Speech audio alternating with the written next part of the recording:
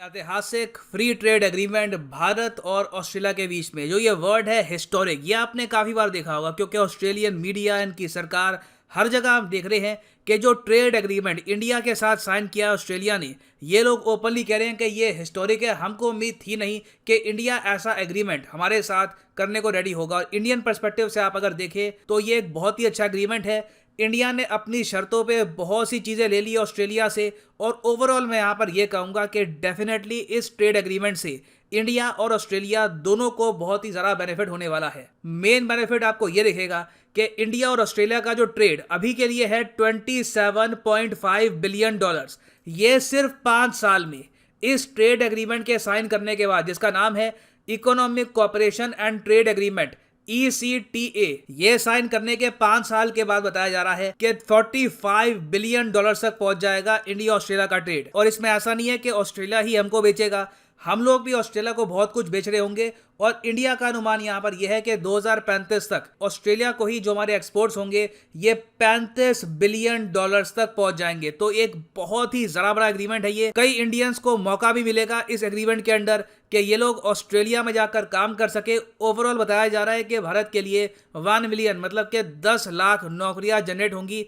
इस landmark trade agreement से। और सबसे इंटरेस्टिंग बात तो ये है कि ये अभी फुल फ्लेजेड 100% ट्रेड एग्रीमेंट नहीं है, ये आप कह लीजिए एक इंटरम ट्रेड एग्रीमेंट है। ये शुरुआत का ट्रेड एग्रीमेंट है। इन द फ्यूचर हो सकता है कि 5 साल बाद और भी चीजें यहाँ पर इंक्लूड करी जाएं। नाउ यहाँ पे आप उससे क्वेश्चन पूछ सकते हैं, दुनिया भर में इसको हिस्टोरिक क्यों कहा जा रहा है, ऐसी क्या स्पेशल बात हो गई, एक फ्री ट्रेड एग्रीमेंट ही है ना, इसमें मैक्सिमम होगा क्या। पहले अगर मान लो कि ऑस्ट्रेलिया से कोई साबुन की टिकिया इंडिया में आ रही है, तो अगर ऑस्ट्रेलिया में उसका रेट था 100 रुपये, इंडिया लगाता रहा उस पर 50% टैरिफ, तो इंडिया में वो बिकती थी 150 रुपये की। अब इंडिया टैरिफ कम लगाएगा, ये थोड़ी सस्ती बिक जाएगी। What is historic about this? Historic देखें यहाँ पर ये है कि पहली बात तो 6000 से ऊपर आइटम्स यहाँ पर कवर करी गई है। और पहली बार इतिहास में जब इंडिया ने एशिया से बाहर एक डेवलप्ड कंट्री के साथ फ्री ट्रेड एग्रीमेंट साइन किया है। इससे पहले आप अगर देखो तो डॉक्टर मनमोहन सिंह जी के टाइम में इंडिया ने फ्री ट्रेड एग्रीमेंट साइन किए थे साउथ कोरिया और जापान के साथ। दोनों कंट्रीज काफी हद तक डेवलप्ड मानी जाती है, मगर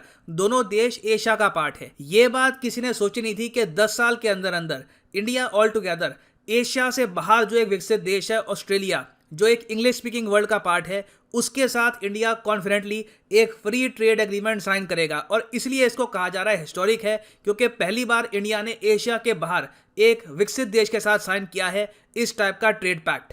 नाउ ये ट्रेड पैक्ट में क्या क्या चीजें शामिल होंगी, किस तरीके से इंडिया ऑस्ट्रेलिया का ट्रेड बढ़ेगा, ये हम डिस्कस करेंगे। मगर आगे बढ़ने से पहले आपसे एक क्वेश्चन पूछूंगा। क्वेश्चन यहाँ पर यह है कि इनमें से किस कंट्री के साथ इंडिया का कोई बायलैटरल ट्रेड एग्रीमेंट नहीं है।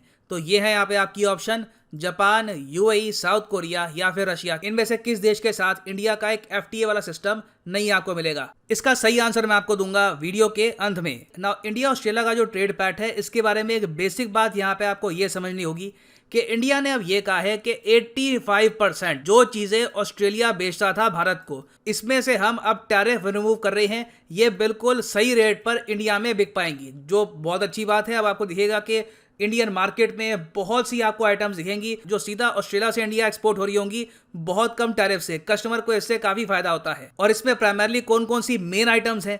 मेन आइटम यहाँ पे है शीप मीट, वूल, कॉपर, कोल, एल्यूमिनियम, फ्रेश ऑस्ट्रेलियन लॉबस्टर, बहुत सारे क्रिटिकल मिनरल्स हैं यहाँ पर, नॉन फेरस मेटल्स हैं। उसके अलावा ऑस्ट्रेलिया के फल, ऑस्ट्रेलिया की कुछ हद तक सब्जियां, जो ऑस्ट्रेलिया की दालें हैं, जो इनके बीज आप कह लीजिए, जो ऑस्ट्रेलिया की वाइन है, ये आराम से अब इंडियन मार्केट में आ जाएगी। टैरिफ यहाँ पर कट कर दिए गए हैं। अब ऑस्ट्रेलिया बहुत ही लंबे समय से ये चाहता था कि इस ट्रेड डील में एक और चीज ऐड हो जाए, मिल्क प्रोडक्ट्स। जो डेयरी सेक्टर है ऑस्ट्रेलिया का, ये भी यहाँ पर फायदा उठा ले, क्योंकि ऑस्ट्रेलिया का जो डेयरी सेक्टर है, जो ये लोग यहाँ पर मिल्क प्रोड्यूस करते हैं, जो कर्ड, योगर्ट ये लोग बनाते हैं, दुनिया भर में बहुत ज़्यादा पॉपुलर है। ऑस्ट्रेलिया में बहुत ही हाई स्टैंडर्ड की डेयरी आइटम्स बनती हैं। तो ऑस्ट्रेलिया चाहता था कि एक बार इंडियन मार्केट में इनको एक्सेस मिल गया तो इंडिया की मिडिल क्लास अमूल को छोड़कर, मदर डेयरी को छोड़कर सीधा ऑस्ट्रेलियन ब्रांड ही परचेज करा करेगी। इंडिया ने यहाँ पर इंश्योर किया कि हमारे देश में जो किसान हैं इनको ज़्यादा लॉस ना हो जाए। तो जो डेयरी सेक्टर है ये हमने काफ़ी हद तक किया है प्रोटेक्ट। हाँ, ऑस्ट्रेलिया को ये कहा कि जो डेयरी कॉन्सेंट्रेट्स हैं, मतलब कि कुछ प्रोटीन वाली कोई आइटम हो गई, कुछ सीरियल्स हो गए, ये सब हम अलाउ करेंगे, मगर सीधा जो हमारा डेयरी सेक्टर है उसका एक्सेस इंडिया ने ऑस्ट्रेलिया को नहीं दिया। ना अब आप समझ गए कि 85% जो ऑस्ट्रेलियन प्रोडक्ट्स हैं ये कम टैरिफ के साथ भारत में एंट्री करेंगे। भारत को क्या मिलेगा इसके बदले में? जो 96% इंडियन गुड्स हम एक्सपोर्ट करते थे ऑस्ट्रेलिया को, ये अब ड्यूटी फ्री जाएंगे। मतलब कि इंडियन प्रोडक्ट्स को बहुत ही बड़े स्केल में आपको एक एंट्री होती हुई दिखेगी इन ऑस्ट्रेलिया। इसमें कौन कौन से प्रोडक्ट्स हैं? लेदर, फुटवेयर सेक्टर, तो हमारी जो लेदर इंडस्ट्री है यहाँ पर एक मैसिव बूम आने वाला है इन द नियर फ्यूचर। और पीयूष गोयल साहब ने यहाँ पर यह कहा है कि इंडिया ऑस्ट्रेलिया का जो मेन ट्रेड का थीम है, जो आप कह लीजिए फंडामेंटल बेस है, वो ये है जो सस्ते रॉ मटेरियल है ये हम परचेज करेंगे ऑस्ट्रेलिया से, हम ऑस्ट्रेलिया को उसके बदले में बेचेंगे फिनिश्ड गुड्स। तो इससे क्या होगा कि इंडिया में रोजगार बढ़ने वाला है। जो हमारा टेक्सटाइल सेक्टर है इसको एक्सेस मिलेगा ऑस्ट्रेलियन मार्केट का, ये मैं कहूंगा बहुत ज्यादा बड़ी जीत है। फिर इंडिया का जो ज्वेलरी सेक्टर है, जो फर्नीचर सेक्टर है, जो machinery, electrical goods, railway wagons का सेक्टर है, जो इंजीनियरिंग प्रोडक्ट्स का सेक्टर है, अभी रिसेंटली आपको पता होगा कि इंडिया ने $400 बिलियन से भी ऊपर के एक्सपोर्ट कर दिए हैं इस फाइनेंशियल ईयर में। और इसमें बताया गया था कि बहुत ही बड़ा योगदान था इंजीनियरिंग प्रोडक्ट्स का। बताया जा रहा था कि $100 बिलियन से भी ऊपर हमने इंजीनियरिंग प्रोडक्ट्स किए हैं एक्सपोर्ट। तो जो ये इंजीनियरिंग प्रोडक्ट्स हैं ये हम अब ऑस्ट्रेलिया को भी एक्सपोर्ट करेंगे, और सिंस इन पर टैरिफ लगेगा कम तो वहां के लोग इंडियन प्रोडक्ट्स को परचेज भी करना पसंद करेंगे। फिर जो हमारी आईटी कंपनीज हैं, for example Infosys, TCS, even Wipro, इनको एक ज्यादा बड़ा एक्सेस मिलेगा ऑस्ट्रेलियन मार्केट का। आईटी सर्विसेज में ऑस्ट्रेलिया ने यह कहा है कि इनको चाहिए स्किल्ड टेक स्टाफ, और ये टेक स्टाफ प्रोवाइड करेगा इंडिया। और इतना ही नहीं है, इंडिया ने यहाँ पर सर्विस सेक्टर को भी इंक्लूड किया है। इंडिया से जो शेफ्स हैं और जो योगा टीचर्स हैं ये ऑस्ट्रेलिया में आराम से जा पाएंगे, इनको कोटा मिलेगा, आराम से ऑस्ट्रेलिया में जाकर ये नौकरी कर पाएंगे।